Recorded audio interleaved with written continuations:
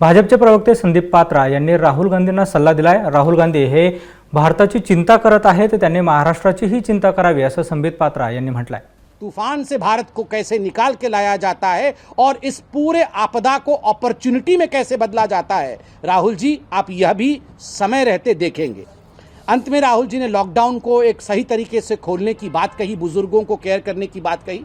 ये तो जब 9 पदी, आपको याद होगा नवरात्र के समय जो 9 रूल्स दिए थे नरेंद्र मोदी जी ने, उसमें कहा था कि हमें अपने बुजुर्ग और जो वनरेबल हैं उनके विषय में चिंता करनी है।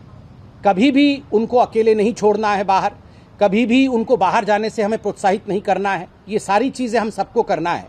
ये केवल सरकार का विषय नहीं है, कानून बना के सरकार तो कर ही रही है लॉकडाउन के माध्यम से, हम सबको व्यक्तिगत रूप से भी चिंता करना है। और राहुल जी, मैं आपसे रिक्वेस्ट करता हूं कि आप एक बार फोन उठा के महाराष्ट्र की सरकार को भी इस विषय में अवगत कराएं। केसेस जो रोज रिपोर्ट हो रहे हैं वो महाराष्ट्र से आ रहे हैं। आज 103 लोगों की मृत्यु हुई है कोरोना के कारण, दुर्भाग्यपूर्ण है, टीवी में देख रहा था। और लगभग 50 लोगों की मृत्यु महाराष्ट्र में हुई है।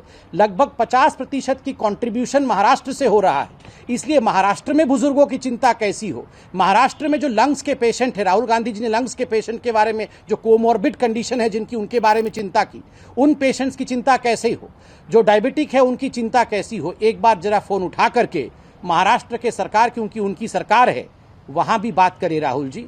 कहना बहुत आसान होता है, करना बहुत मुश्किल होता है, किंतु हमारे लिए ये बहुत अच्छी बात है कि इस विपत्ति काल में भारत में एक डिटरमाइंड और डेडिकेटेड प्रधानमंत्री हैं, जो केवल कहते नहीं हैं, वो करके दिखाते हैं और भारत को इस परिस्थिति से वो उबार के लेके आएंगे। और ये हमने एक साइंटिफिक टेम्परामेंट के साथ